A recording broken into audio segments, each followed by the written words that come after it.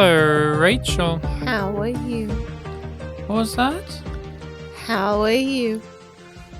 You sound so shy and quiet, Rachel. Why? Are you worried that the slugs will hear you? No. No? Is it because you can't see, so you're compensating for the volume? No. It's like how some blind people are really loud because they can't tell the distance of someone that's speaking to them. Yeah. After a rip-roaring start, I see. We're Well, back to you talk haven't about... actually asked. So I was waiting for you to tell me. Yes, not very non-verbally, which is not helpful for the podcast. Well, I'm blind. I can't see where the microphone is. All I see is green now, and that's all I'll ever see. It's just green, green, green, Rachel. Fine. You don't want to ask, I don't want to tell then. We're here to discuss another book in the Expanse series. We are up to Cibola Burn, book number 4 of the Expanse series, and one that we've been looking forward to getting to because the 4th season was quite the roller coaster ride of emotions for us, and we've been looking forward to seeing what the source material could offer up. So, here is the description according to Goodreads. Yes. It's quite lengthy, but it's very, very good. So let's hear it. So Cibola Burn is about the gates have opened the way to thousands of habitable planets, and the land rush has begun. Settlers stream out from humanity's home planets in a vast, poorly controlled flood, landing on a new world. Among them, the Rocinante, haunted by the vast post-human network of the proto-molecule as they investigate what destroyed the great intergalactic society that built the gates and the proto-molecule. But Holden and his crew must also contend with the growing tensions between the settlers and the company which owns the official claim to the planet. Both sides will stop at nothing to defend what's theirs. But soon a terrible disease strikes, and only Holden, with the help from the ghostly Detective Miller, can find the cure. Wow. Quite a lot to muse on, think about, ruminate, and let's just get into what we think of this overview and thoughts. As I said, I've been fairly excited to get to this because we did not enjoy the 4th season, and a lot of the discomfort and frustrations we had with the 4th season was that overwhelming sense that this was not being adapted properly. Even though we had not read the book, there were just so many things that they did in the story that felt like they shuffled things around and they weren't giving us this, weren't giving us that. And there was just this faith you could just feel in the air of, I am sure in the book this plays out differently. This plays out in a more straightforward manner. And I was wanting to see if that was true or not. And I know as well from what some of our community has said over the course of time, that this book is pretty divisive with the fan base. Some people love it, some people hate it, some people are middle of the road on it, but most people seem to have a polarizing and strong reaction. Either way. So what about you? What have you been thinking about leading into this book? It's better than this series, but it's a step down from the last book. The last book felt much stronger overall. And you do get the feeling that this is the start of a new trilogy within the series. Because it's setting up what's beyond the rings, whereas the last book was a closing of a chapter. And this is introducing a lot more new problems for humanity to deal with. They've solidified as authors with each book.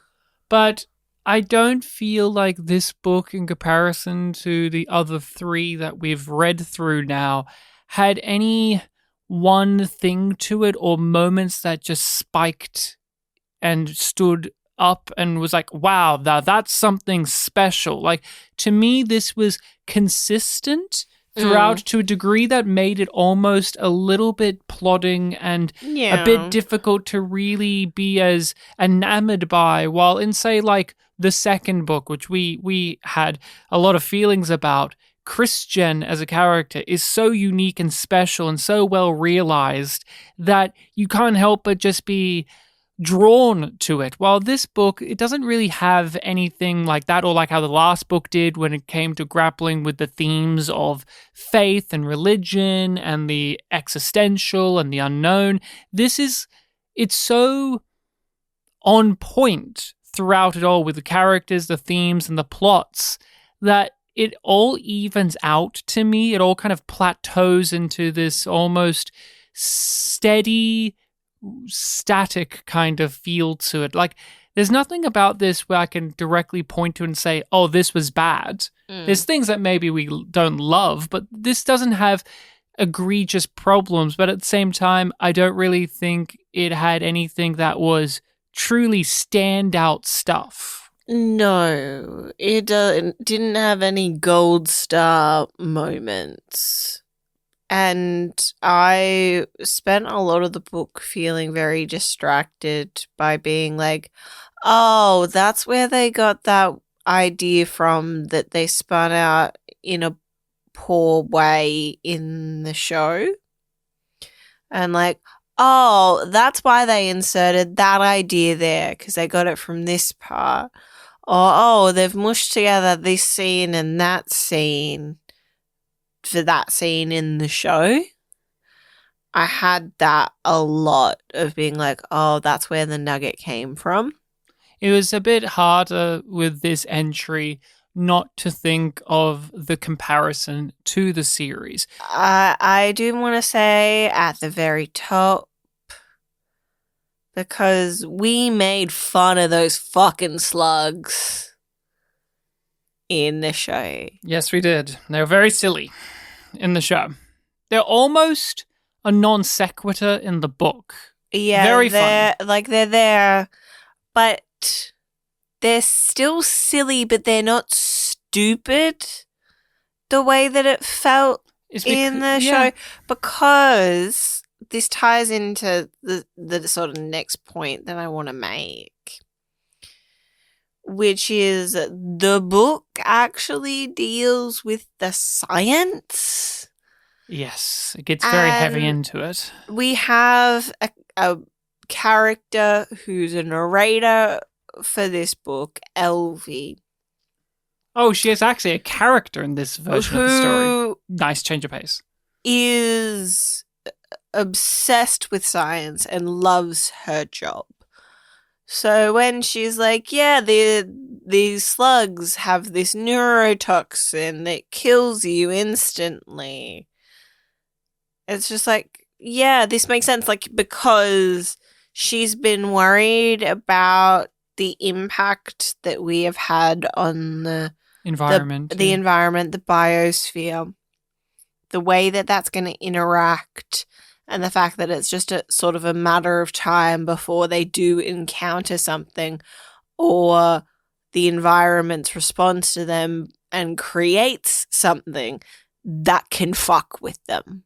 One thing that I want to lean on too, that I appreciate about the book, and this isn't even just a compare and contrast with the show, but in terms of the series itself with what we're reading, I really liked as a change of pace, since our main crew of characters have gone on so many adventures at this point, they're accustomed to the danger, the fear. There's no melodrama or high anxiety or like woe is me angst or whatever about the dangers. It's more like this sense of resignation. Matter of fact. And that comes to the slugs, where the slugs say in this book, they're treated as just another problem to manage. It's same just with the another thing blindness, on the same with the list. flooding, same with Murtry.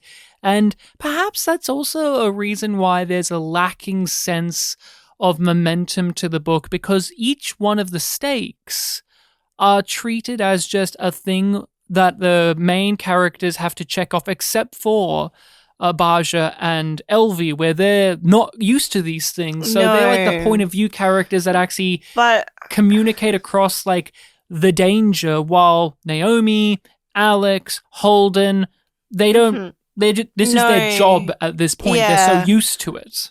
But also because Holden's part of this, like, is so heavily connected to what's come before. Like, him being here as a mediator is rooted in his previous experiences. So his arc very much feels like it's part of an ongoing thing, not that he has an arc that is blocked out to the plot of this book. They were also assigned the job, and the baggage that came with it, they just take as the responsibility, while in the other books, they either forced into it or stumble across it or feel the need to fill that vacuum of danger and try and alleviate things there. I still wonder about, in terms of like reading Cibola Burn, how much of the enjoyment came to with the progression of the bigger universe lore aspect of it, because the scale we're beyond of the story, the rings now, and I think that is an important point to bring up, that the interludes are increased in this one. So we are seeing things more from the investigator's perspective, and the way that does impact the way that you are seeing other people's choices. And that the book doesn't, I mean, you know pretty quickly, but the book withholds the investigator being Miller, of course. Like, you know that, you can figure it out, you can determine things, but like there's such strange parts of the book that they throw you at first, and that they're titled differently, and like it is this mechanical thing that we're listening to, that we're reading through, that we're experiencing. For me, it was like, I know that they're connected because we've watched the show before, and it doesn't feel like that's a connection that they made up. It felt like a book thing. Yes. But even though I had that knowledge, I was continually questioning, when we jump back into the investigator's perspective, of how much awareness of the other parts. Like, is the investigator Miller? Is Miller the investigator? Or is Miller attached, is a small part that's attached to the bigger thing that is the investigator? And like the awareness of the other systems and how that continues to evolve in the interludes as well. And it's just like, I didn't think that I would be that interested in the investigator sections, because they are interludes. They're kind of interruptions in the flow and taking a step away from the story. And they're technical and they're repetitive by nature. Yeah, but they had their own sort of melody. Yeah, by they have their by rhythm. how methodical they were. I will say, as something that this book nails more than the others, and way more than the show did, especially in the 4th season, is the balancing act of the big picture there's an intergalactic species that used to be here, and the small-scale character drama stuff. That is emblematic by how the story is told, where we have the planet itself is this huge vista, but also it's small. It makes us grounded. It's just this landing. It's just this part. Yeah. And we have to keep retreating further and further into the big picture plot, but the characters themselves, Holden, Elvie, Amos, the ones up on the Rocinante, Havelock, they're all still focused in on the individual human dramas that we have been following. So it still has this tether to a reality. It's not getting lost in the forest for, now the rings have opened up. Now we as writers can get into our big sci-fi concepts that we clearly have in our minds. Like, it's not getting lost in the source. Like, you were like, those characters have got this and that. But it's like all of them are dealing with all of the levels. Like, they're dealing with the rocks, pebbles, and sand. Because a Holden is like the go-to example for dealing with the bigger shit, right? Like, he's the one who has the link with the proto-molecule in his brain, can see Miller, is in touch with the technology, doing things, has more of an understanding of them. He's also there as an envoy from Earth, and which is like, a pebble size thing.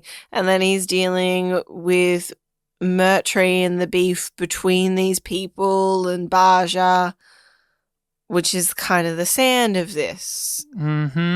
There's so much to chew on. So let's go through some of the things we liked and observed and just a general kind of thrust of things. We have our prologue, of course, and the epilogue, but the prologue is Bobby. Nice surprise. I was like, hey, Bobby's in this. Oh, wait, no, she isn't. She's on Mars. She's just getting through life. Yeah, she's working with Veterans Affairs, right? They actually give her a purpose in this? Shocking. She's doing something to help Mars. And then we return to her in the epilogue, even though it's not her perspective, but it very much is about her reaction. Because the prologue is setting up what's going on Mars and how she is reacclimating to being on Mars and the difference that she feels now that she's no longer military, and the shift that Mars has had to take because of the changes in the broader galaxy. And the epilogue brings us back to that, but with Avasarala's political perspective rather than Bobby's personal. It keeps coming back to the small picture, big picture. Bobby's looking at the small. She's looking at the individual day-to-day stuff. I'm going to help this veteran get this job or get this thing. And she's noticing these small changes, like how there's more slimy criminals about, and that there's less of the nationalism and pride, and that there's stuff going on beyond her. There's stuff going beyond Mars. But then we cut to the end where Christian doesn't think in that way. She's thinking about the big play, the things that go beyond and beyond and beyond, like how this domino piece has hit this domino piece and how this domino piece has hit this domino piece. And we get to see Bobby have to reconcile and contend with that and realize she can no longer be the person she was in the previous book, and she can no longer be the person she was in the prologue, where she's just watching the news and saying, what the hell's that? Now she has to actually get into the thick of it. I really liked touching base with Bobby, and I really liked how they very succinctly got into how she works in Mars. Like, her job makes sense, her sense of purpose within her job makes sense, her connection to her family and like their dynamic and how they're getting all political with one another and the back and forths about like, I want to leave and I'm going to do this, and how that echoes what we'll see later with Baja and his family, and how there's that rift forming within them, but within their own circumstances, where it's actually in the reverse, where one of them's like, I don't want to be out in the new frontier, I want to go back. and get an education and work on things so that we can better understand the new frontier. While with Bobby's family, they're like, why do I want to stay here when I could go to the new frontier and understand it firsthand, which is neat. And it's not something that I was thinking about when we were like reading through, but now reflecting on the book and thinking about how the bookends of it go, because I really do like how these books have a prologue and an epilogue, and like there's always something special to the choices of like who they're focusing on with them. Yeah, and the way that you only really understand the purpose of them once you get to the end. Because initially we both were like, why are we touching base with Bobby? Like, why are we touching base with Bobby? When we know that this doesn't have anything to do with her, we were a little bit scared of what that might mean. Mm-hmm. Because I was just like, wait, is season 5's Bobby stuff actually from this book? That would be season 4 and 5, where she's like really having to run around and do stuff. No, that's its own short Bobby story. Criminal Times. Oh, I don't know if that's actually in the short story, but I know that there's a Bobby Mars plot in one of these short stories. But we get introduced to a roster of POV characters, and one of them is a new person, Baja. Well, new in terms of not actually. We met them before.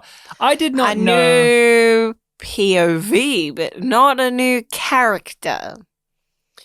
Because we have met Baja. We met Baja through Prax. Because he is Katoa's father. So we met the whole family, but Baja's our POV for a good chunk of this book. And such an interesting perspective. And I find it weirdly frustrating in a way that we go through all of this stuff with him, and then he just kind of boils it down to, I'm angry that my kid died. I felt that it was more than just that. I felt as if the way he had to reconcile and digest and atone for his actions throughout the book hit upon many things. That's like at the end, that's like, you know, the button that they put on it is him being like, I was just angry at the world and at myself. Like, I felt that at the end, and it felt like it detracted from the journey that we'd gone on with him and the complicated nature of things, to just be like, well, it really was as simple as this. Like, it felt like it deflated, compressed, and simplified some of the things in retrospect, because that was so bluntly put the way that it was. And that's what I enjoyed about it, because Baja's story is a complicated one. He commits an act of terrorism. He tries to stop it, but he also put it in motion, and we see him have to try and clean up the mess throughout, and each time he is having to confront the reasonings behind the choices he's made, he comes up with some new poetic, elaborate, or some just plain excuse. And I liked the simplicity of the end of, like, all of those things may have some shred of truth to them, but it was as simple as, I just was angry because I'm so grief-stricken and bitter. For me, I liked that they kept it simple like that, but the journey throughout all of it was about how he was not coming to terms with himself. He thought he was, but he had to be pushed and pushed and pushed, and we see how he is trying to grasp on so tight to his relationship with his daughter or his role in the community. And then when he is seeing that he could lose all of those things because of his own actions, we see the person he truly is, or he does at least, and he steps up and he becomes a better person. I liked him as a character a lot. I was happy that they brought in this person from the second book, which, like, I remember him from the second book, but I didn't think we would return to him. And he's like this dark mirror version of what Prax is, because he lost his child. He didn't get the heroic James Holden. He gave up. He didn't get James Holden, the White Knight, charging in and saving the day in that instance. He has to wait for his own little adventure in this one. Yeah, and that's an interesting part of Baja's journey, is how hard he is willing to fight to save the Baba Bacola, because his daughter Felsia is on that ship. And how it is also tied to the ore that is on the barb, and that would secure a life on Ellis for him and his family. But that doesn't matter to him really once he's up on the barb. Yeah, once he's up on the Rossi and he's having to try and save the barb, and once he's been in the thick of it too, when he goes over to the Edward Israel and he's been in a gunfight and a battle and he's wearing the armor and he's flying around and he's doing all of these things he's never had to do. But the thing that also flips it is when he is the only one who can do certain things because he's had a lifetime of working in these environments and the others don't get it. He finds his sense of purpose, while on Illis, he was lacking that, and he felt strange that he was using these skills, but he wasn't having to use them in the same way. I really remember him talking about how, like, I'm never going to get to weld in vacuum again. Like, that was the specialty. That was the niche that I was in and found purpose in. But now I don't have that anymore. What do I have? Because so much of everything that I do have is, well, it's on the road to this. Like, he's not secure in anything. He's living the life of trying to fulfill a dream that is expected. It is expected, but is that what he desires, and how much so is it? It is expected, well, I'm a belter with these set of skills and I want a good life with my family because we've already lost one of them due to the terrors and horrors that the Inners have brought upon us. Here's this new frontier. We'll go out there and we'll make it our own. That's what I want, right? That sounds like something I want. My child wants to leave. No, that doesn't fit the vision of things. But then the vision becomes corrupted because of the classic thing that we hear in stuff like this in Babylon 5, which is you bring your problems with you. The terrorists, the OPA, the people on there that are bloodthirsty and bitter and hateful use him and his set of skills for an act of violence. And he is somewhat happy to do it because it gives him a purpose. It lets him use these things to strike back at the people he feels wronged him in the past. But also, he's a more nuanced character than that. He has morality, he has ethics, he has a soul, and he tries to undo the harm that he has put into the world, but it's too late. It's too late. And I think that's a large part of his story, is understanding that although you've missed the boat on certain things, it doesn't mean you should let the others fall, the other things sink, the other things slip through your fingers because you're focusing so much on what you didn't do. I really loved the stretch at the beginning of him having to play the awkward role of the person who wants to tell the Inners about what's been going on here and his responsibility and his role within it, but also not, because he despises them and hates them.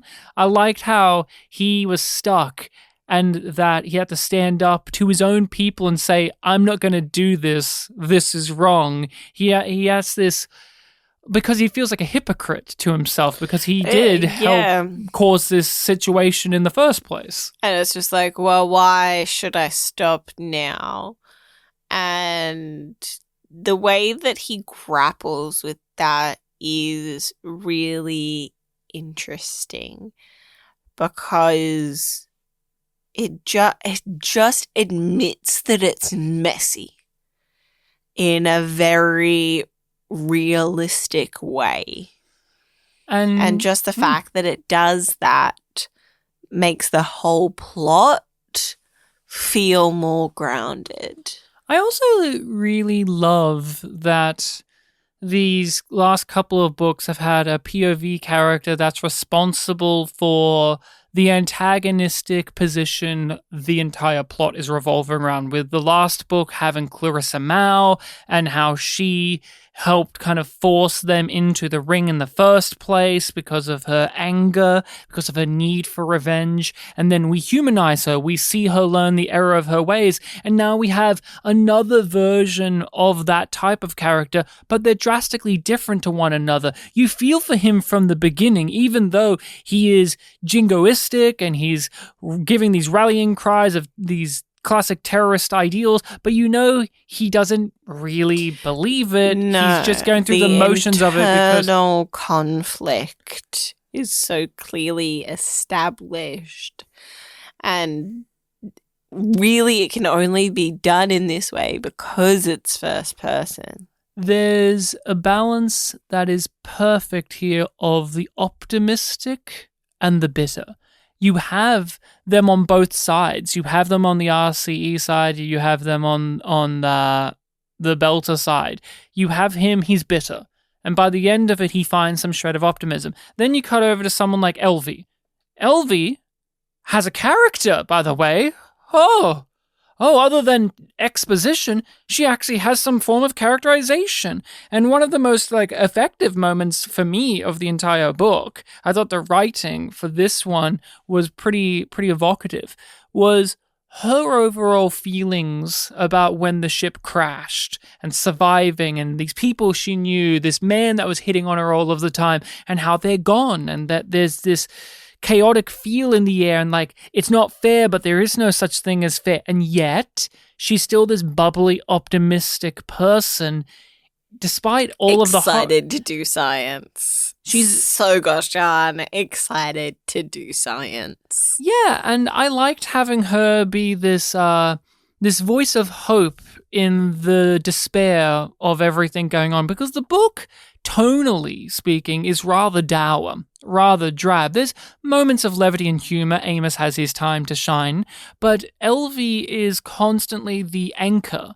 of hope within the book, and I found her to be a nice presence. I think maybe I was just enamored and by her because she actually has a clearly defined character that isn't just I like science and isn't just here to provide the scientific explanation of what's going on or the solution. She actually has points of view, she has relationships with other people, and she humanizes the situation that they're going through as well. She is the one that's emotional about this, but in ways that isn't just despair. Okay, I want to be honest, though. I did really enjoy Elvie overall, but she takes a massive fucking dip in the middle of this book for me. Why?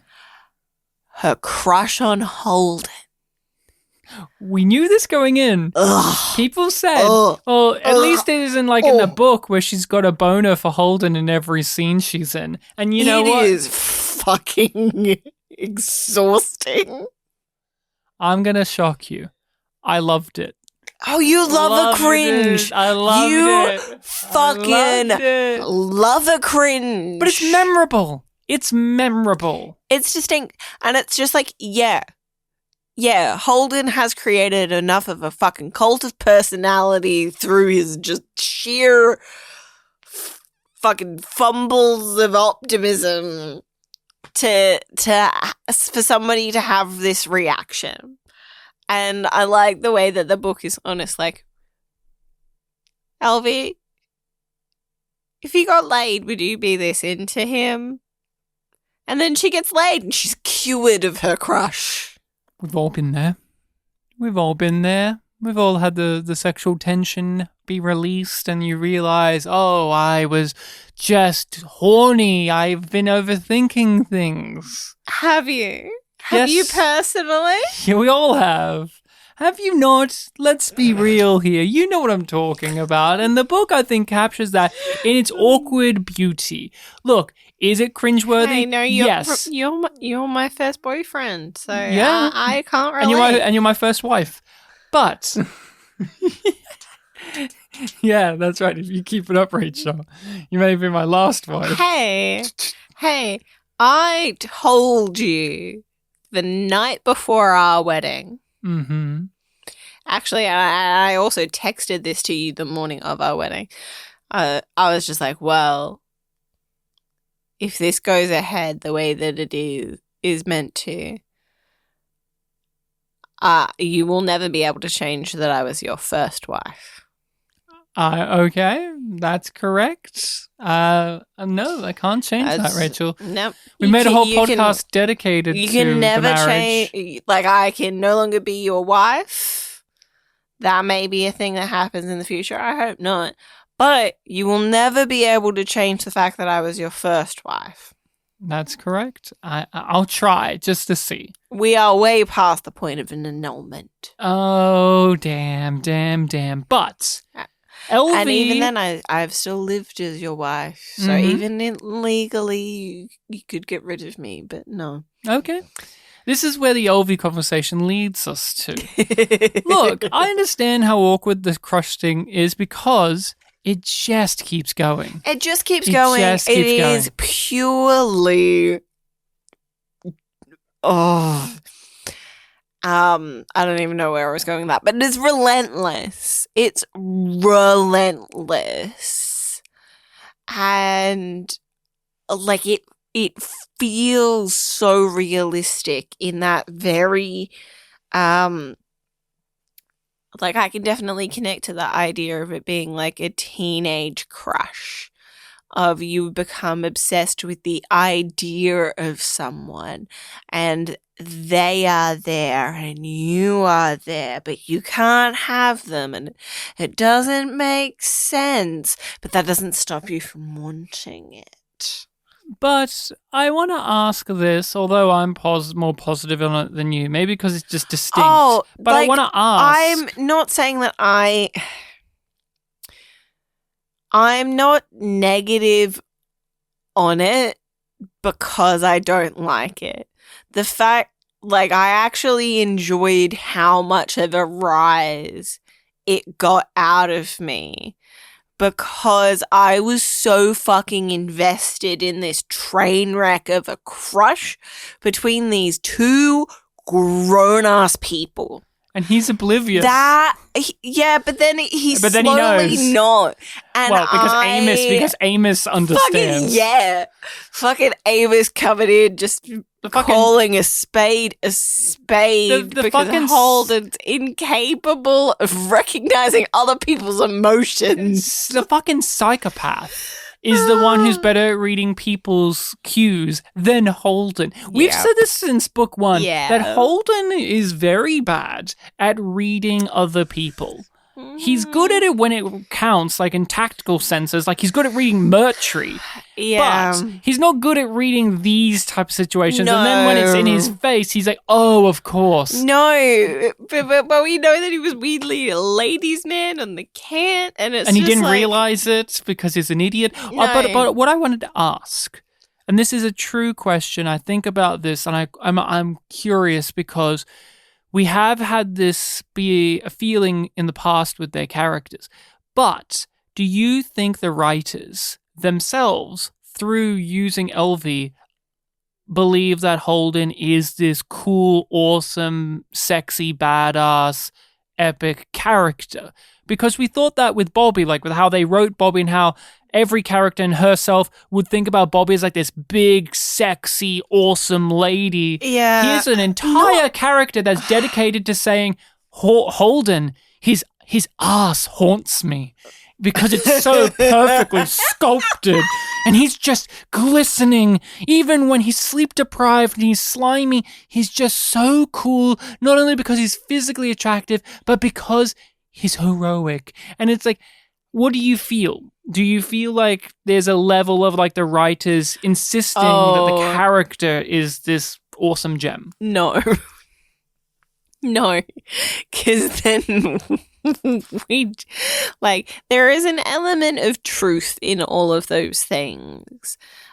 But I think the authors are presenting that as it's an elevated and exaggerated version of reality. And a part of what illustrates that further is when we jump into Holden's perspective and he gives a more gritty version of what's actually happening and how things are actually going and what's going on in his head. And he loses that allure because of that reality. Elvie, is there much else that you feel about her other than the big crush thing stands out? I said my piece about like how she works as like a character and that she's this optimistic voice, but she is someone that, especially in the back half, takes up a lot of she does, and she's like one of the few like truly new characters. Like we haven't had her before. Like we've had Baja and Havelock and other stories, but she's new. Yeah, she's a brand spanking new in this one. I guess we kind of talked about it, but I would just like to acknowledge how important her scientific approach is in terms of understanding what's happening on the planet and how unique that felt to me as a reader, because I don't read a lot of sci-fi and I haven't read a lot of hard sci-fi. I know this isn't very hard sci-fi, but they talk a lot about gravity in it. Like there's a lot more science talk in this one than but it didn't feel dry to you? No, and it was addressed in a way where I felt like there was a good balance of sort of building up the audience's understanding of these key scientific concepts that are at the heart of the problems that the colony is facing, while also not dumbing down Elvie too much, because we get her talking to other people, but we also get her thinking through scientific processes in her head and also talking about those things with people who don't understand. So you get really comfortable in not knowing everything that is happening on Illis and that Elvie is doing, but you don't feel left out of anything. And I think that is a really difficult thing to nail, and they did it really well for me. Like that balance really worked of sort of building up my understandings enough that I could understand the basics of what was happening, and also that there was a bunch of shit that I didn't understand, but I understood the significance of those things. One thing that stood out to me in the read that I thought was very subdued as an arc for her was her getting over her bigotries and her biases and her beliefs, because she looks at the Belters as almost filthy and other, and she looks at a lot of men, whether it's Fayez or the guy that hit on her, as either annoyances or these father figures. She doesn't really look at them as her equals. She's cataloguing them. She doesn't look at them as her equals. They are either above her or below her. And same with the Belters. And with Holden, she holds him above, high regard, high regard. But by the end of the story, she's so respectful, and she sees Lucia as her peer, the in quotations, Belter native doctor. And Lucia has a lot of insight on how to cure the virus and the scientific stuff at the end of the book. And same with her relationship with Fayez, where Fayez is just this guy, this annoying, goofy guy that she tolerates and likes. But by the end, they have such a close relationship, not just romantically and sexually, but like on a professional level. And we see her talk about how at the start of all of this, she viewed Belters as other because of how they looked and their attitudes. And even though she was on a ship with them for months and months and years on end, she still looked at them that way. But when they were in the thick of it and in the danger and in the horrors, all of that stripped away because people are people. That's what it comes down to. And I thought that was really nicely played, because we've talked about in the Expanse, whether it's the show or the books, the heaviness, the beating on the head of the haves and have-nots and the allegories of bigotry.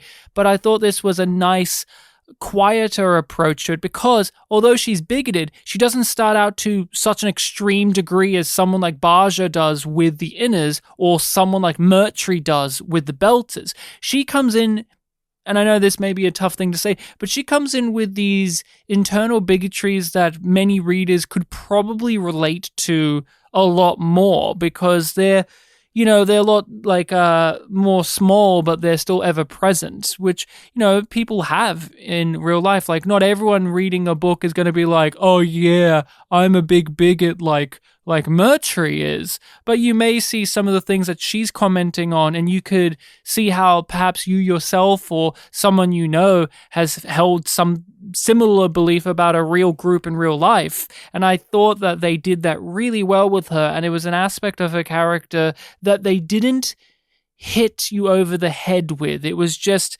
a nice build-up, and by the end I was so happy with her as a person. And then, we have a character that we love, one of our favorite people, Rachel, someone that means the world to us. We just wanted more of him after watching the show. Oh, he was in every episode of the show, wasn't he? No, are you sure? No, we just talked about him pretty much every single episode. Oh, was it the Gorn Belter? He was in the book, was he? No. Who was here? No. Who was here? Havelock is back. And we knew it. We knew about this.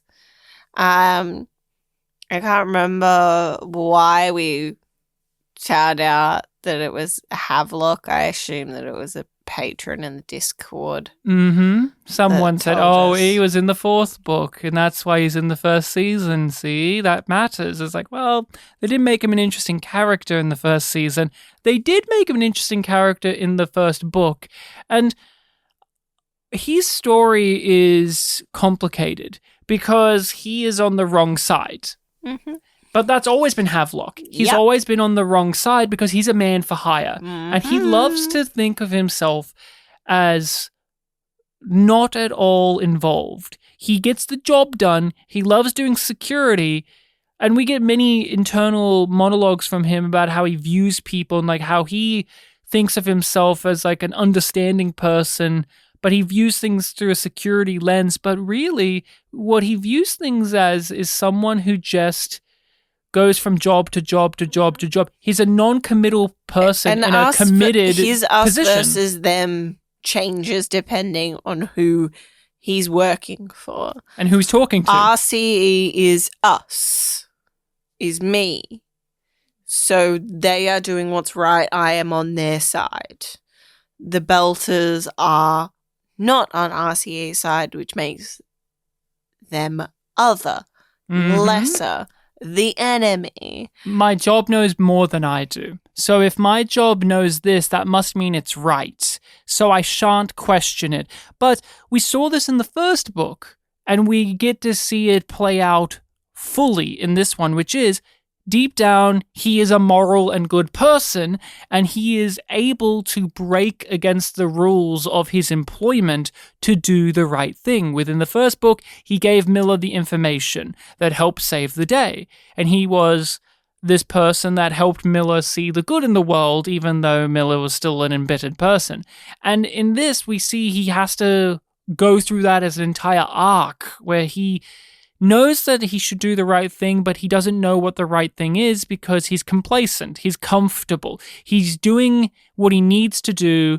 He's a man that lives by the paycheck, but he thinks that it's not that. Like, that's what I really loved about reading his chapters, was how he would verbalize that sensation as something more noble and something grander than it is. And then by the end of it, you see like, oh, I've been, just living this way, and now I have all of these skills and I should use them for what, I believed the heart of the job is, which is to do the right thing and protect people.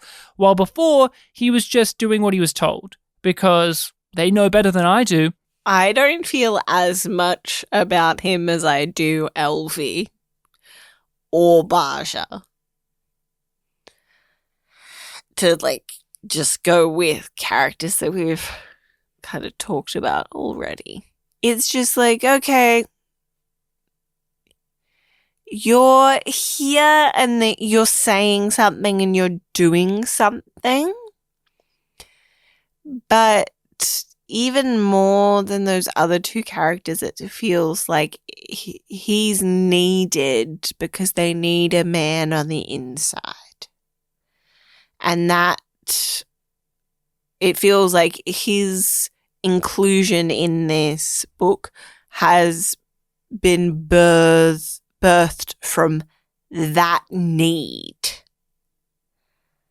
that anchor point.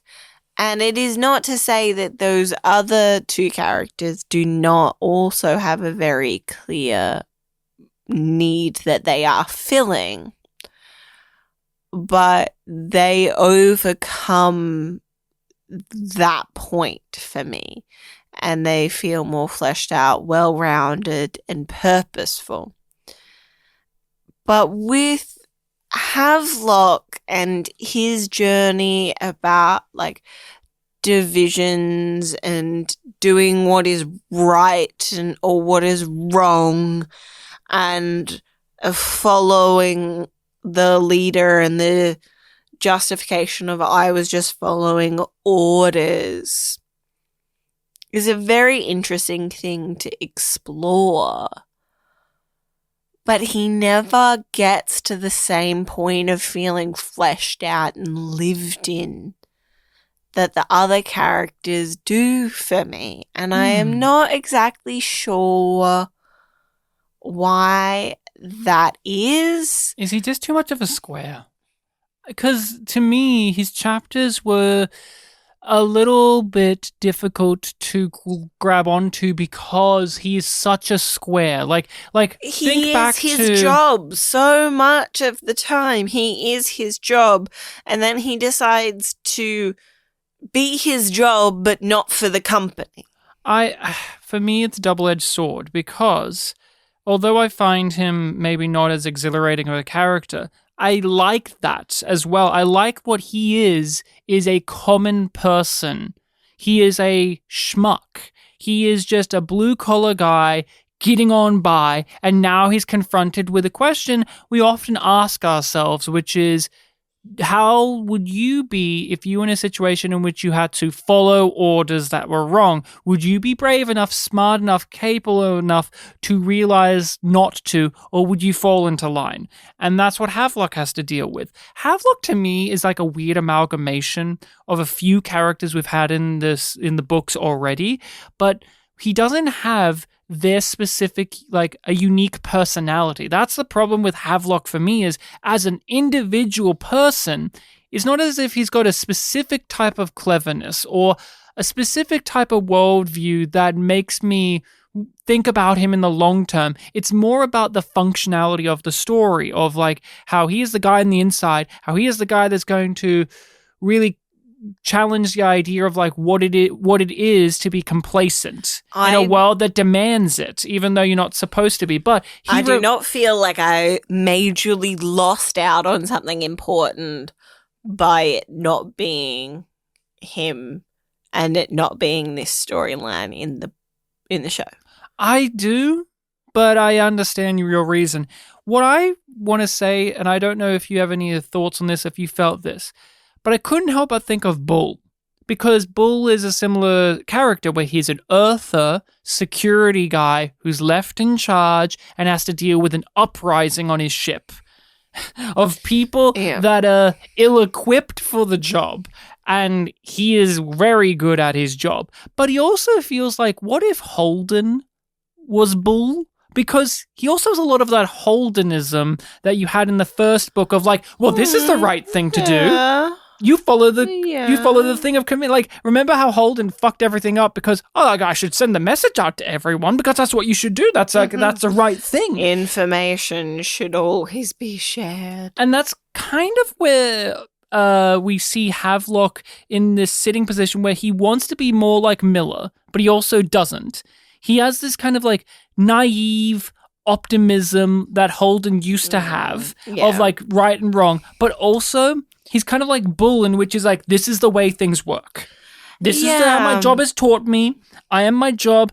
These people are threats. These people are dangerous. This is how the hierarchy works. But instead of like being the top dog, he's the second or third dog. Yeah. But then he's left in charge by the end and he has to actually do something. I do find his scenes with Naomi when she's been captured, like she's been caught being a saboteur on the Edward Israel. Mm-hmm. And is, in this little space and just having these chats with Havelock and being like, I could fix that. Or like, if you just let me go, it would make things a lot easier for you. I like those passages. They were very comfy. Yeah. There was fun details, like how no matter what, you could hear everything so clearly. And he felt he felt like so foolish when he had to talk to Murtry on the comms, knowing that Naomi's going to hear it, but he can't say anything to Murtry about it because it would weaken his position as the guy who's supposed to be in charge. Like, he doesn't want to upset his boss. One of the parts that I really liked was how he couldn't fully shake this unsettling feeling that he had watching Naomi be so at home in 0G. Mm-hmm. And the way that like, you can see how that discomfort would nudge somebody into prejudice very easily. And I really appreciate that aspect of it. I can't hold ill will against Havelock anymore because they give him possibly the funniest plot in all of the Expanse. Him training the engineers. Him training the engineer dickheads and how they have the paintball guns and this and that. And just it is beautifully the ridiculous. Almost like Three Stooges Benny Hill slapstick that keeps happening with the rest of the book about those idiots that he didn't get to fully train because he wasn't allowed to have time. I thought that was some of the best stuff that they've ever done. Yeah. It actually made me angry that it wasn't in the show. Yeah, I was going to mention that. Like, that's something that I feel like I missed out on, and I would love a really good animated adaptation of that subplot as like I like the mini-sodes. I like the captain of the Edward Israel as well, and how Havelock and him had this very cordial professional relationship, but due to their positions were not allowed to agree, even though they both agreed on a personal level, professionally, they weren't allowed to proceed. Like, Havelock understood. Same with, like, when he talked to Alex on the radio. It's like, they all understand where they are on a personal level, but because of their positions, they aren't allowed to do the things that they would personally want to do. And that's, like, a great position for a POV character. What do you feel about Holden as a character and in this book overall? I am more interested in the chaos that Holden unintentionally caused through his decisions on Ellis. Like that revelation, or at least clarity upon the implications of Holden's choices, and the fact that peace is going to destroy Mars is so fascinating to me. Don't put your dick in it. It's fucked enough already. And then he puts his dick in it and he fucks it. He, like, the fear of Holden having done what he's done because they assumed he would do what he usually does, which is cause chaos. And it's like, he's really great at starting wars other times. The one time we need him to do that, and he fucking brings peace. That little son of a bitch. I have a problem with Holden. I do. Which is, I don't find him... Is this a new problem? This book gives us this, but I've already had it, which is he's not a very deep character. No. He's not got much to him. He's protagonist, man. And they don't have enough about him being... Well, okay. He is a guy that coasts off of how everyone else interprets him and reacts to him. But we know how simplistic of a person he is. We understand that he's just a good old guy who's doing his best. But good old boy from Montana. But you that have was a horrible accent. But you have Murtry reacting to Holden, and like Holden's like this mastermind player opposition. You have Christian, who's trying to use him in this way. You have everyone. Baja thinks of Holden as like this, tough guy who's not going to allow him to speak to his family. And you have so on and so on and so on. You have all of these characters. Elvie admires him, thinks he's a god. You have all of these characters in these books, but specifically this one, and they're the ones that are more informative about who Holden is. But the reinforcement is Holden is not special. Holden is not deep. He's not that unique. He is just a man in a certain circumstance, and he steps up and does the good thing. Holden's a simple man. That's what I come back to. Holden really is a simple man. All of this other stuff around him is complicated, but he himself is a simple man. Like, he has multiple parents, but yet his relationships and connections with his parents are straightforward. I was going to say his relationships with most people is very, like, tunnel vision. Yeah, it's like, you are this person to me. Murtry is his adversary and then enemy. Holden is in a relationship with Naomi, so she is the lover. Mm-hmm. Amos is his muscle. You're the muscle. I need you to do the things Alex is the pilot.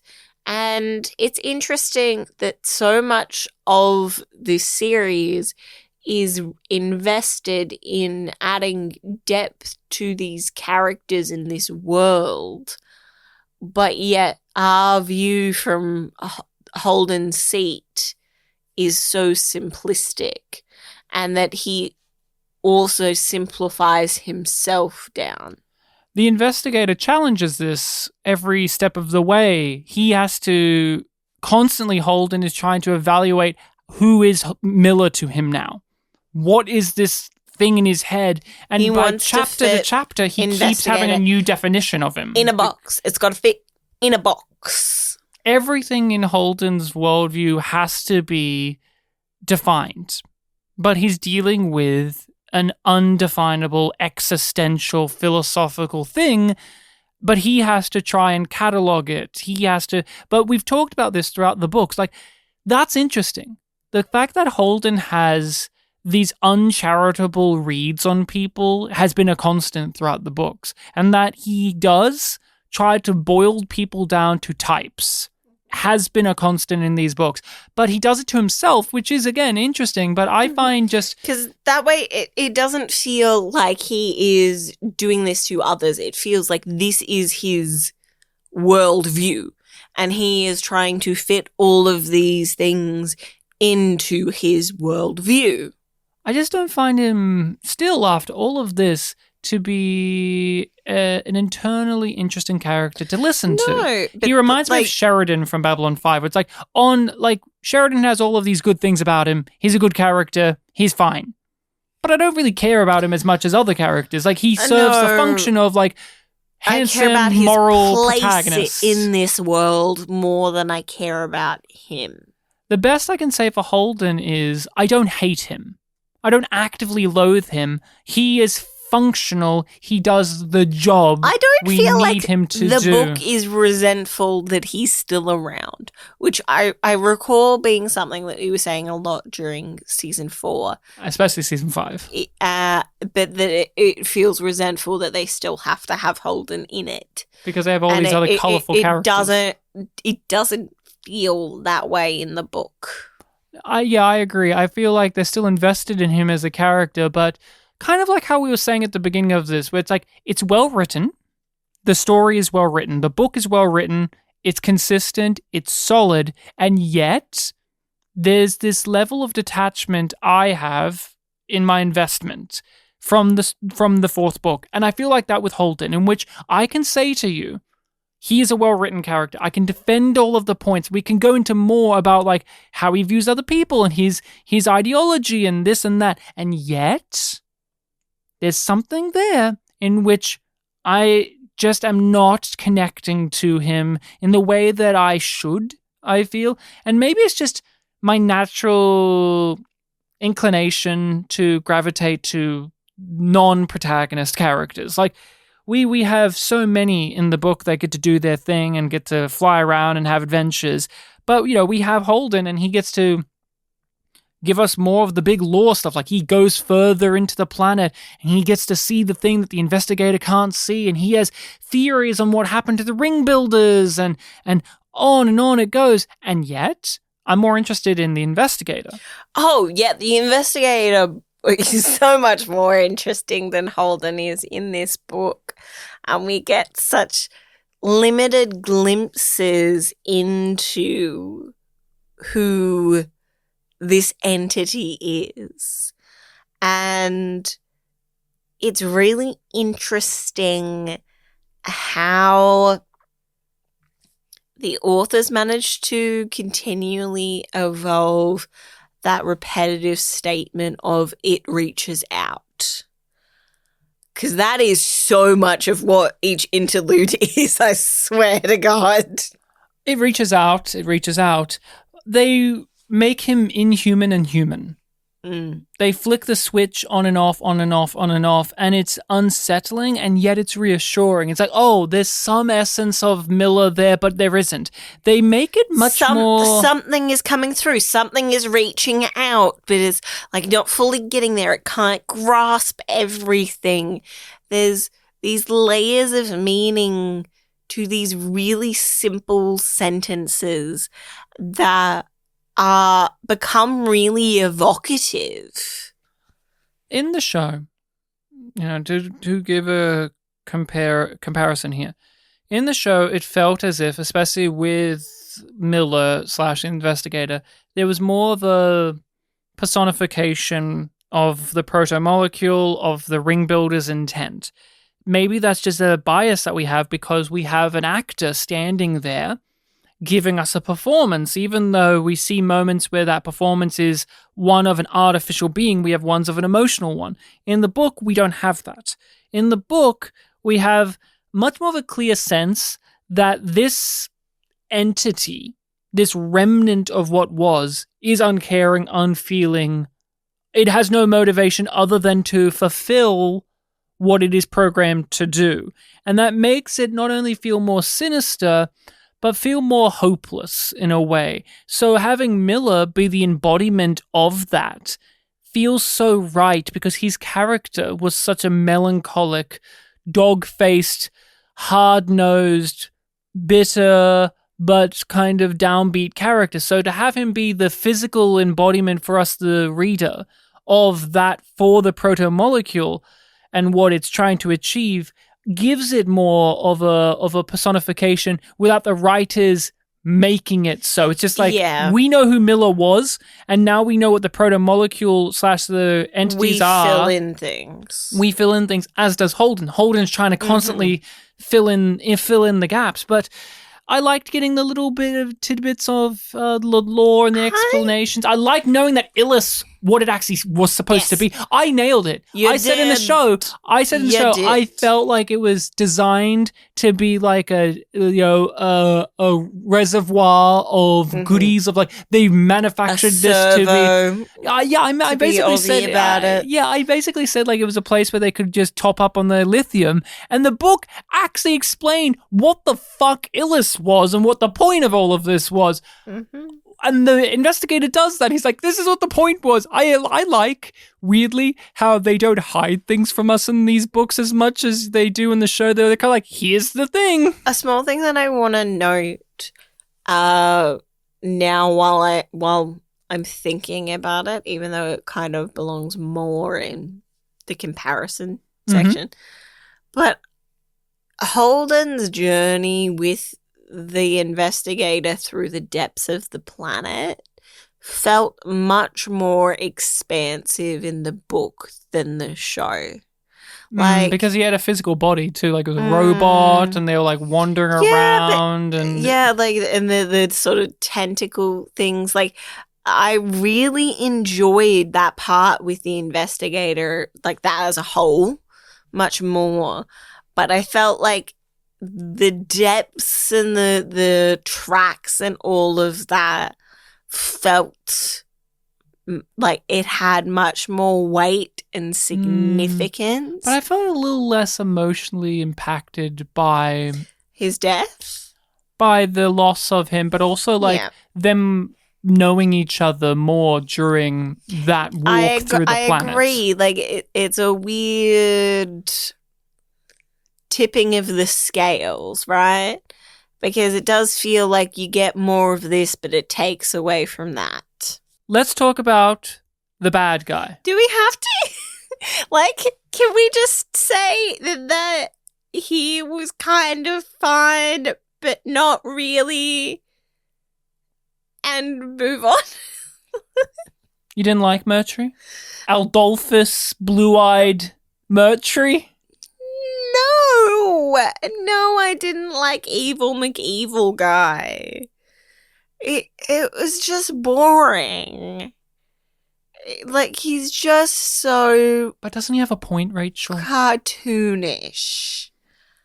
I felt like he was less cartoonish in this because he had more breathing room. Yeah, you got more space between scenes with Mercury. But also, like, breathing room in terms of, like, his ability to commit atrocities. It starts out just, in quotations, justified, but clearly motivated by prejudice. Yeah, but and it builds and it escalates. And we see him take pleasure in it. And people observe that he's taking pleasure in it. I liked his construction of as a character more, but this is also a case of I can't help but think of the TV show version, which I didn't like. And I can't help but also say, I didn't like him in the book either. I don't think he's a very nuanced character. I don't really give a shit about his worldview. I do not fall into camp. I fucking don't get it. People out there are all about like, I sympathize with Mercury. Mercury is a point. Mercury is a good guy where you can see it from his point of view. Even the writers of these books have had whole threads on Reddit where they talk about, well, you see, we made Mercury a character where you could really see where he was coming from. Guys, he's a fucking fascist. That's what he is. He's a fascist cop. He's a guy with a gun who thinks he's powerful. That's it. Amos nailed it. And I don't sympathize. Okay. I don't see things from his point of view. absolutely I don't give a see shit that. about him. He's a piece of garbage. The only point of Murtry's that I'm like, oh, I do kind of agree with this is when he points out that law and justice do not automatically come with humanity, that takes time to establish. I agree with him on that. But there's the irony of, like, he tries to say some of the times that it's a construct that we make for ourselves and really deep down we are primal beings. And then other times he's a hypocrite and says, no, it's a thing that we must always uphold. And it's whatever's convenient for him. But there is truth that he belongs to a world without law. He doesn't have subtlety, and nor does he need to, but the book tries. But then they named him Adolphus. And I can't help but hate that they do that. When we had Cortez in the last book, he could easily have fallen into religious fanatic. Absolutely. And you could say, when you lay out what his character is and what he did, he is religious fanatic character. But they didn't do that. They made sure to give him subtleties and give him more, while Adolphus Murtry, with the cold stare, is not given that. And he should be, but he's like, they wrote, like, wouldn't it be cool if we just had, like, Evil Bull? Because he's also like Bull, where it's like as a human security guy who's in charge and he reads belters like this and that. But he's evil. But that's it. It's like, to me, it always comes from like, and he's evil. And he's evil. But now I find that far less interesting from these writers. We talked about this a bit in the first two books of like feeling this directionless sense or kind of rudderless when we didn't have antagonists as characters, because Mao and Aaron Wright, they were in the distance and they just made things happen. Yeah. But even when we got to know them, they were just evil. They were just evil. Like Mao, he's just a corporate evil guy. We don't even get to really have him reflect on how his daughter was a victim of his own evil. He's not present in that way. Or how Aaron Wright in the show, in comparison to the book, is like kind of a coward, but he doubles down and like there's a human element. Murtry's kind of in that same boat, but they have him be present. To me, he never rises above, well, he's evil. He's evil. I did love one of my favorite bits. Now, I'm shitting on Murtry, but he is well written in terms of dialogue. He has great dialogue. One of my favorite lines in the book was how he understood what the name Rocinante came from because he has also read books. I love that. I love that you got Holden's interior thoughts being like, how does he know that? Like, Holden doesn't understand that people also are cultured. He's not the only one. And I just like that Murtry says out loud, yeah, I've read books. I nearly fell out of my chair laughing at that. That was one of the best pieces of the book, was Murtry gruffly saying, yeah, I've read books. And I just think it's a great dynamic with Holden, where Holden thinks because Murtry's evil, that Murtry's dumb. He does underestimate Murtry at many points. That there is no humanity to Murtry, and that is a mistake. Although Murtry is a psychopath, like Amos reads him like a book. Like Amos understands what Murtry is. They have their little back and forth. But Holden keeps underestimating Murtry's cunning and ability. And I also like that passage in the book where Murtry is like, well, I'm going to arrest Baja. He was in on it. He was the instigator. I'm legally in the right. I liked how much the charter of like the UN came up as like, we were legally allowed to be here. That like muddies the conflict a lot because Holden, he can't really argue against it because who sent him here? The UN sent him here. And the belt. Well, but the OPA. The OPA. And it's like, well, how can Holden truly argue against Murtry when it makes him look like a hypocrite? But Murtry, he's fine. Like, he's not the worst thing. Like, he's better than Ashford was in the last book. Oh, yeah. Yeah. But not much. Oh, okay. How do you feel about the ending of Murtry? He's comeuppance. It's less satisfying than in the show. But him being shot didn't feel like it had the same pow that it did in the show. No. I think because it feels weirdly Holden is going to get justice upon Murtry because Holden is a man with power and influence. Holden wields that. He says, I have a person who owes me a favor. They're going to be the reason you go to jail. In comparison to the show, where he feels morally right enough to believe that Murtry's wrongdoings will be seen in a court of law, which feels more honest to Holden. It does. And it feels more true. Like, oh yeah, they all chew through this guy. He may wiggle his way out of it, but like, there you are. While in this, it's like, I've got the most powerful person on earth on my side, so you're fucked. And maybe there's some commentary to be made there about like how Murtry's saying like, hey, it's about power. And Holden's like, no, it's about being good and pure and believing in things. And then in the end, Holden wins through brute force and power. Like, what do you think about that? I don't know if the book is saying anything about that really. Or if it's just Murtry played dirty, so I'm going to play dirty.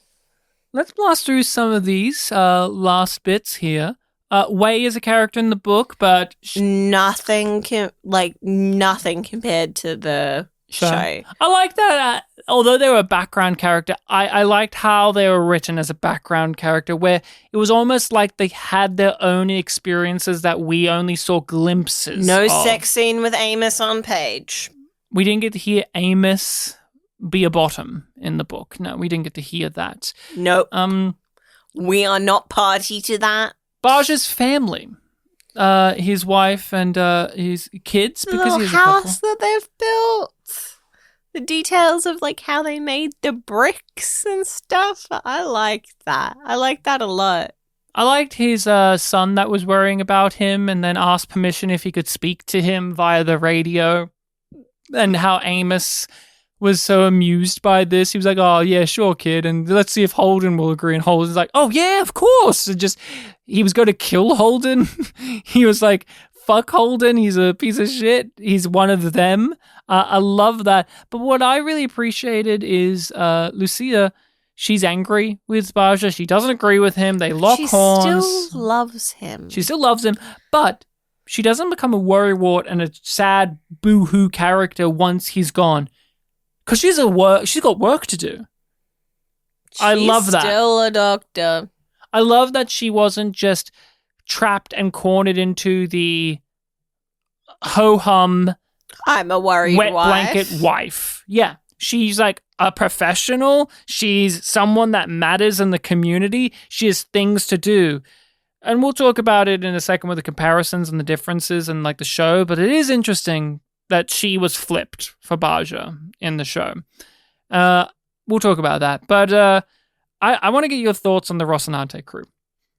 They are still not POV characters themselves, but we get a lot of time spent with them in this book. I really enjoyed how each member of the secondary crew is sort of paired off with a POV character for chunks of the book. Like Alex is with Baja for a good amount of this book. And the way that they relate to each other and don't is interesting to me. And how Alex explains his regret and not regretting his choices when it comes to his wife. But I think I have more to say about that in sort of real comparison to the show. I really loved Alex in the book. I felt like he was really solid. This is the most they've given him. It's just like he is very clearly where he is in the hierarchy of characters. But he feels unique and purposeful and interesting in a way that he hasn't always when we've been reading these books. This was the best articulation, and I think this applies to a lot of them, but really Alex is the one that comes to the forefront of my mind of the code switching that the characters have to go through. He is a certain way with Baja that he then has to switch off when the job calls. When the job calls for him to be like what he needs to do, he is all business. Alex is a very fun character. He's the levity. He's the comedic relief. He's the heart of the group. He's the soulful guy. But that doesn't impede his ability to understand when he needs to let go of those things, which in a character in this position could easily be the case. Like, you know, the show didn't do this either, but like there's a version of this character in which he's Ortegas from Strange New Worlds, in which he's quipping. Real good. I'm flying. I'm doing my job, but I'm always quipping and saying something to let you know that I'm the wacky character who's cool. He knows when to stop doing that, and I really love it. And I really liked seeing his expertise play into the story, like him being excited about figuring out how to save the Baba Bacola, but also him just murdering the head engineer of the Edward Israel and just long pauses like, I hope no one minds if I did that. Won't get in trouble, will I? When he just killed him with a railgun. Honestly, fantastic. I wish that they did that more often with him. Just allow him to be the hero in moments as well was really refreshing in this book, because in the other books, I feel like he's the shoulder that people lean on, but in this, he really got to take charge in a lot of it, because one of the major locations is the Rocinante, and Naomi is taken away. She's held hostage, and she's been in the books previously as like the heart of the Rocinante, because she's the head engine, she's the engineer, she's the grease monkey. It's my ship, but now it's Alex's ship, and I liked getting a sense of character more for him. It makes me, I liked also, you said it, but the wife aspect. In the show, he's all about being a dad, but they make it in this where he's all about feeling regretful about being a bad husband. Because he doesn't know that he's a dad. Yes, he doesn't know he's a dad, which I wonder how that will play into later books, because clearly that's something that they've planted a seed. Like, we, the audience, know, but he doesn't. And that's why I like the few times in these books where they've done that, like in a long-term way of like, we, the audience, know a specific thing about a character that they themselves don't know. It's the only one that I can really think of in the books, and I'm keen to see where that leads. But you got to talk about him, Rachel. Everyone has been fast-forwarding and skipping through and waiting to hear about what moment got you happy when it came to your favorite boy, who gets a lot more to do in this than he did in the show. But I feel like it belongs more in the comparison talk. Come on, talk about Amos. There's very good moments with Amos in this, but there is not a lot of Amos. I disagree. I feel like he is very central to the events of the story. I feel like he does so much more than he did in any other book. Oh, yeah, no, you misunderstand me. I'll try and explain. I'm not saying that he doesn't get stuff to do. I'm saying we don't get a lot of solo Amos action in this. It's a lot of Amos with Holden. That's a lot. Or LV. Yes. But please, come on, Rachel. Talk about the man, the myth, the legend. He's shaved in this one. He has a tattoo of a woman on his chest. He has a scar on his belly. We learn a lot more about Amos, not only being told about, but like through his character. He has a lot of actions and observations. He does, and he is very insightful and aware of the type of man that Mercury is. And I did appreciate the way that they do that. But I gotta be honest, I loved whenever he was there, but unlike in the show, I didn't miss him every time he went away. Oh, we know why you missed him when he went away. It was the eye candy. Amos stood out very interestingly in this book because he was very wise. Yeah. He had a lot of correct observations. This is the kind of world that Amos grew up in. Mm-hmm. The haves and have-nots and the monsters under the bed. Like, this was Amos's bread and butter. But it's not even just about being wise in terms of the brutality of the world, but he has just so many moments where he stops and grabs a character aside and gives them some heartfelt advice that isn't just, you got to shoot Mercury in the face. And I liked getting that because, he could trap Amos in the cycle of like diversifying. And I also liked having a story where he didn't have like a moral mentor, because we've had that since book 2, and we added a bit in book 3 with Anna, where it's not like he even with Elvie, it's not like he globbed onto her and was like, I need to protect you, I need to learn from you. It was just, okay, you're here too. You are here because you want to go there, and I want to go there. So we have a mutual benefit to this relationship. Let's go there together. But it was neat to see Amos not be confined in that way.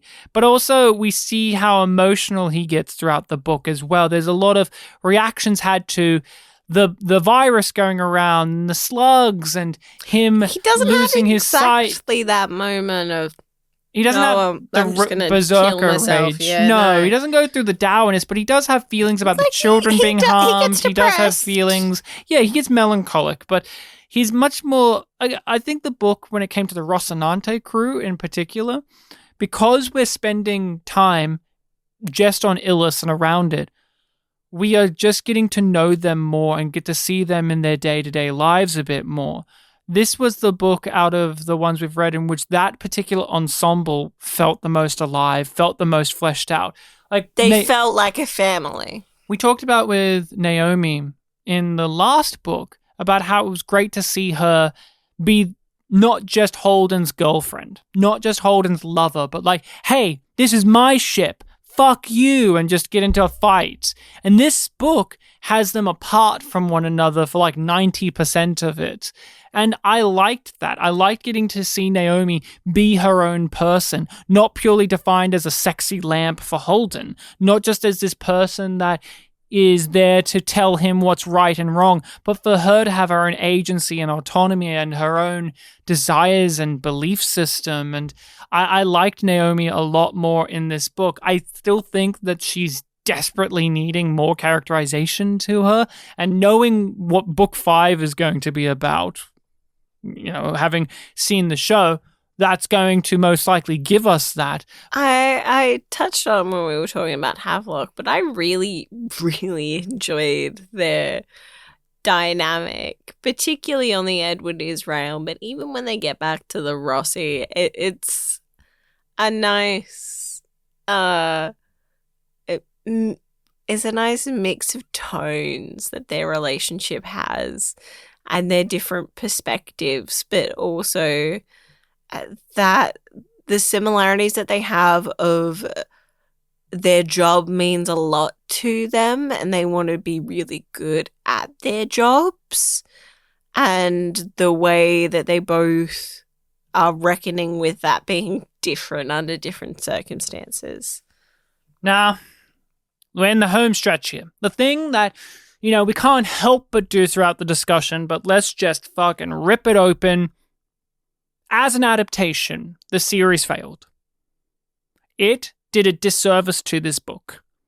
And we felt it throughout all of that season, without having read the book, without having even been told much about it, because it had to divert away from the story. It could not just be about the illest plot, because you have actors on contract. You have a new season on a new, streaming service. You have to make it exciting. But in so doing, they lost the thread of what made this story this story. This story is dealing with, like, colonialism. It's dealing with, like, this innate nature of humanity in which we are cruel to one another. There's this overriding waging of belief systems of Holden and Murtry, where Holden thinks, like, people should be free and have their own autonomy and we should look after each other, and Murtry thinks, like, no, fuck that. You have to build on top of a soil covered in blood, because hardship is what defines us. And tyranny is something that we always do, so why do we pretend otherwise? And a lot of that was lost in the 4th season. And just getting into, like, the comparisons of the book, the thing that I don't understand still, even with everything I just said, is why did they tell things in the order that they did in the show? Like, Baja and Lucia are swapped around, but what is that? But hey, and that's a choice. Yeah. Baja's not even brought into the 4th season. Like, that character was introduced in season 2, but a lot of that backstory, a lot of that connection, the parallels to Prax, not there. I don't know why it wasn't there. But even then, if you want to simplify it's just dropped, yeah. If you want to simplify and say, this is a new character, this is their story, why did they not tell us clearly how the bombing happened in the show? They told it in this artsy-fartsy, out-of-order way, but in the book, we are following it in chronological, linear, here's how it goes, because they need you to understand the weight of what this character has done.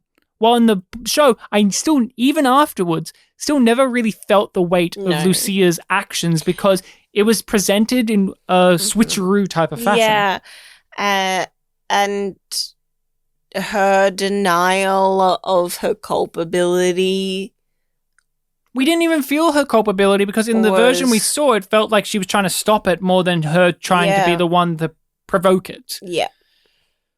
Or, you know what this book didn't have? Evil fidget spinners that fly around and attack them on the surface. Didn't have that, did it? No. Do you recall them being here? I think we had a kind of version of that when they were in the underground. The butterflies, I thought, was like the equivalent. Yeah, but not quite exactly. Just the pacing of everything and the way that they told things was, they kept it simple, stupid. The virus, the slugs, we mocked them in the show because they just felt haphazard and thrown in there. But because of the melodic, slow-building pace of this book, it all felt natural. It all felt a piece with one another. There was a symmetry to it. But in the show, Murtry is so much of an obvious psychopath from the start, you don't understand why they allow him to run the way that they do. Like in this book, you can see why Havelock and LV and everyone in the RCE has perspectives on how he's running things. While in the book, or in the show, I have no fucking clue why they are all so complacent or don't have a reaction. Like LV in the show watched all of her friends die around her, and outside of that scene, she doesn't really feel much about it. She doesn't reflect on it. She just keeps on moving forward. She's not rattled. But they don't even acknowledge that until, like, I feel like they do have a throwaway line where they harken back to that, but it's just so meaningless. But the book, it tells its story well.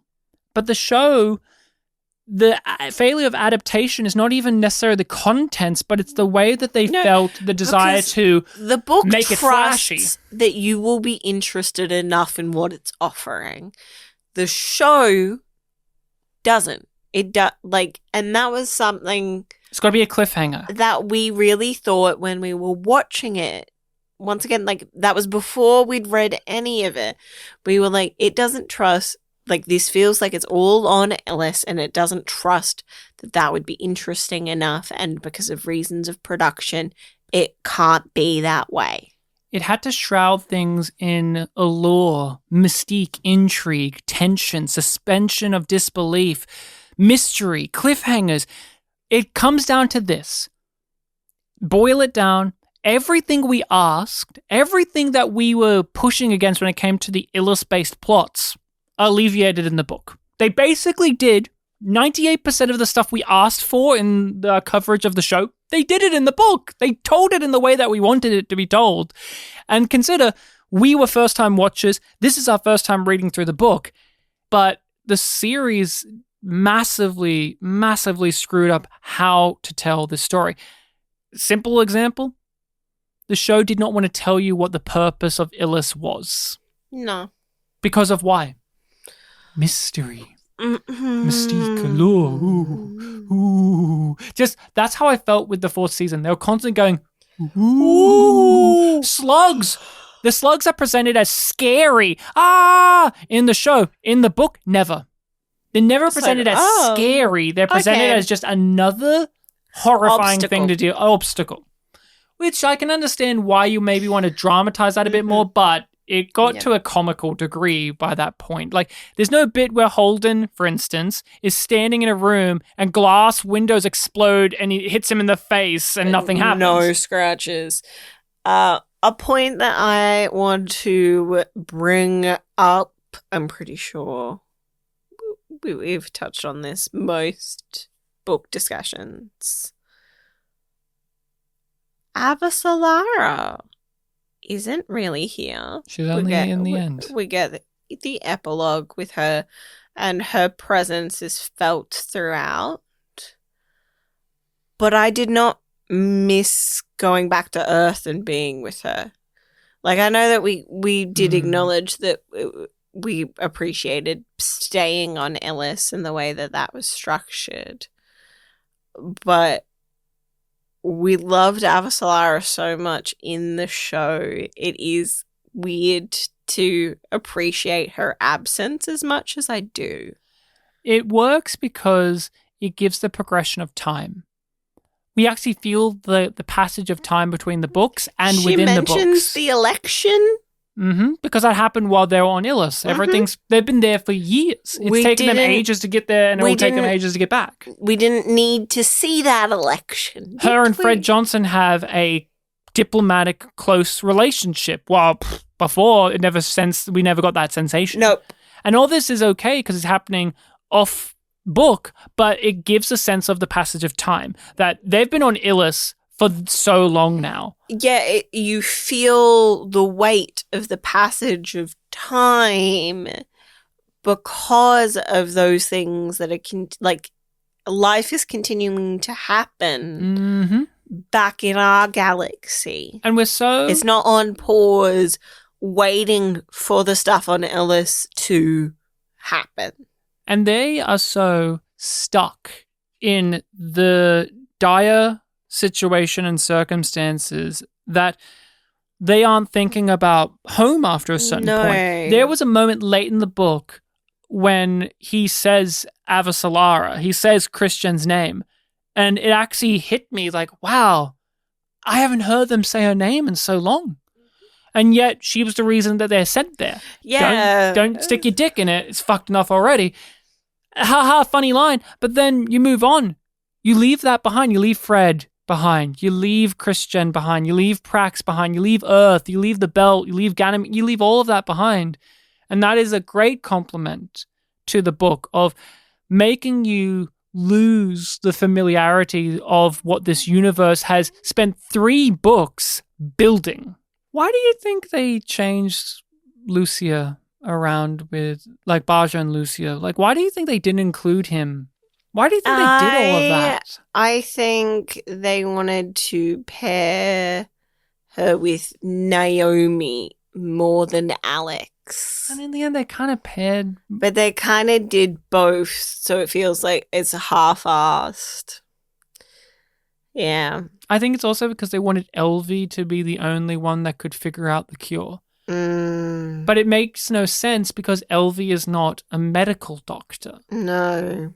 In the show and nor in the book. Like, she crosses over, but she's not like Lucia is.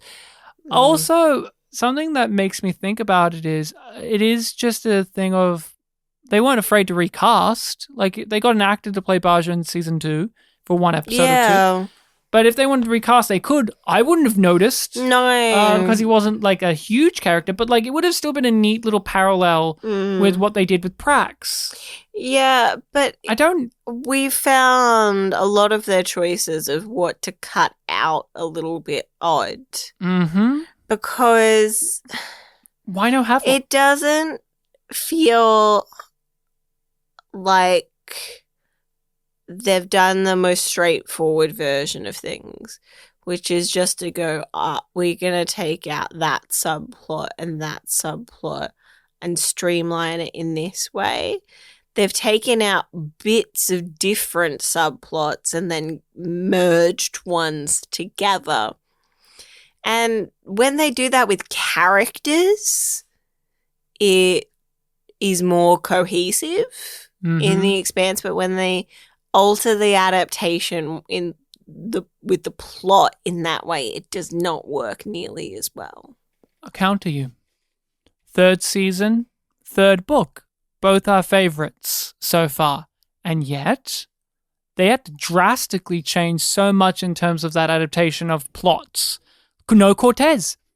Arguably one of the most important. But that's we're not doing that. It's not. We're gonna take that strand of Cortez's power structure and pair it with this character that does this thing and that thing. They just port things over to Holden with him, which I talked about last time. They just go 1-to-1 more than a little bit of this and a little bit of that and a little bit of this and a little bit of that. I think the adaptation changes have been more character focused. It's trying to do too much at once without any time, because so many of the scenes within season 4 have multiple aims that they're trying to achieve. So the dialogue feels really labored and it is rushed. What it comes down to for me that I really think about is the changes in the show. A lot of them felt like they as writers and perhaps the fans says that could have been done better. Yeah. Now could have been done better. Like how we've said. Yeah. Ashford could have been done better.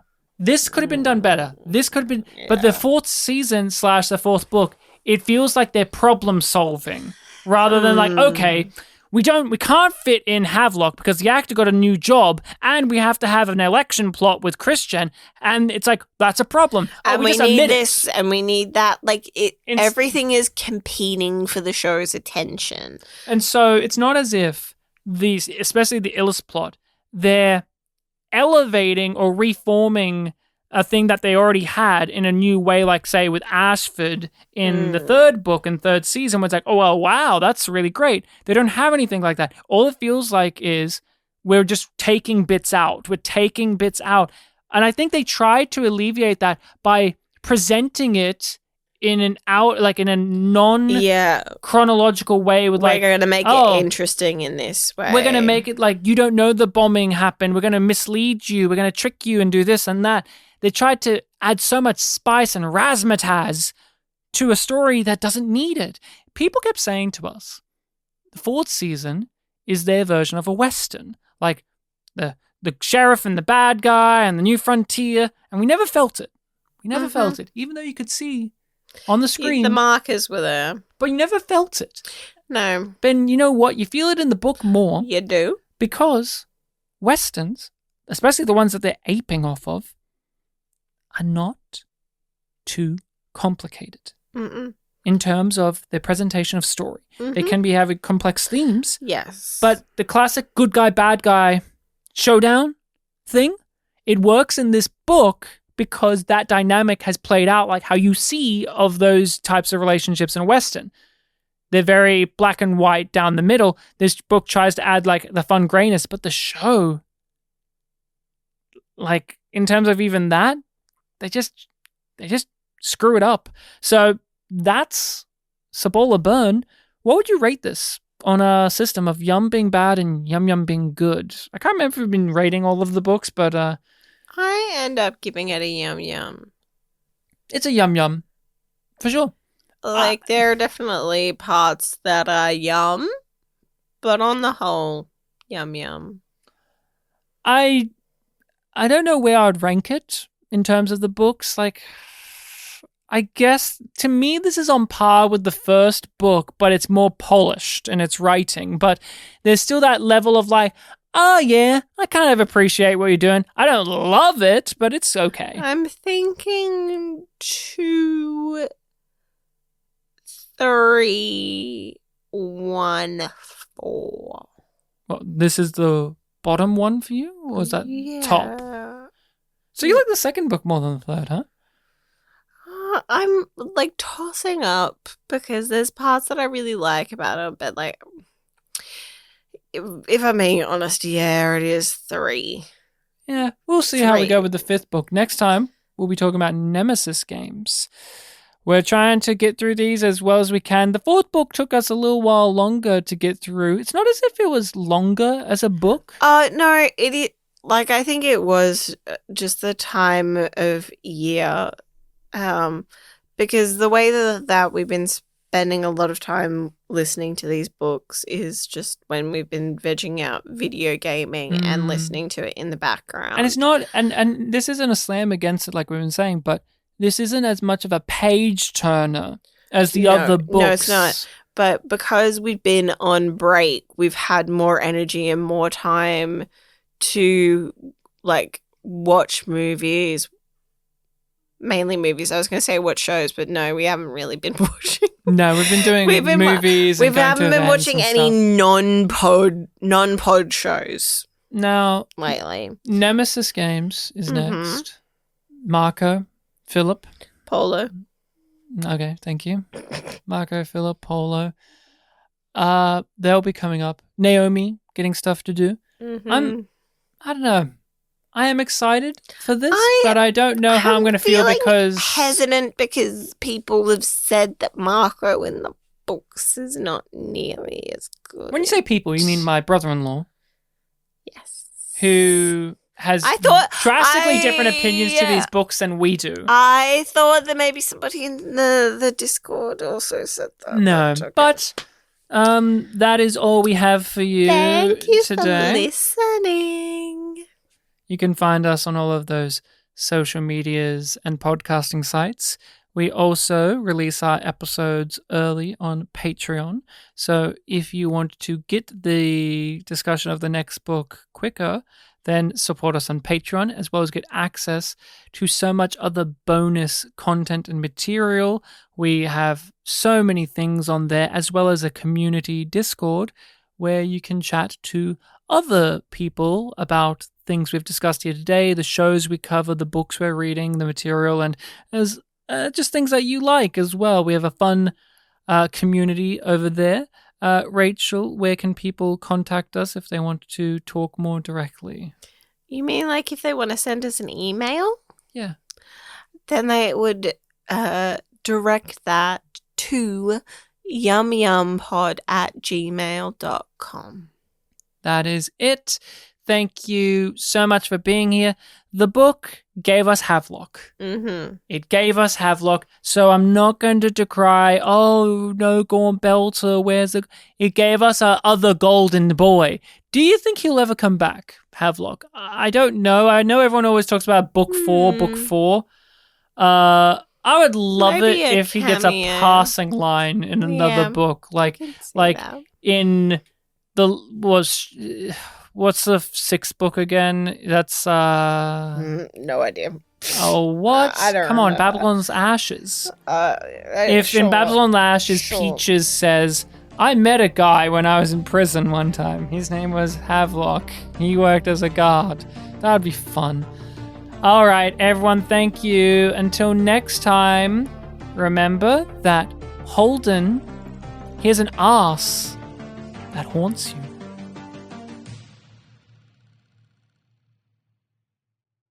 Murtry laughed at Holden's frown. Yeah, I've read a book.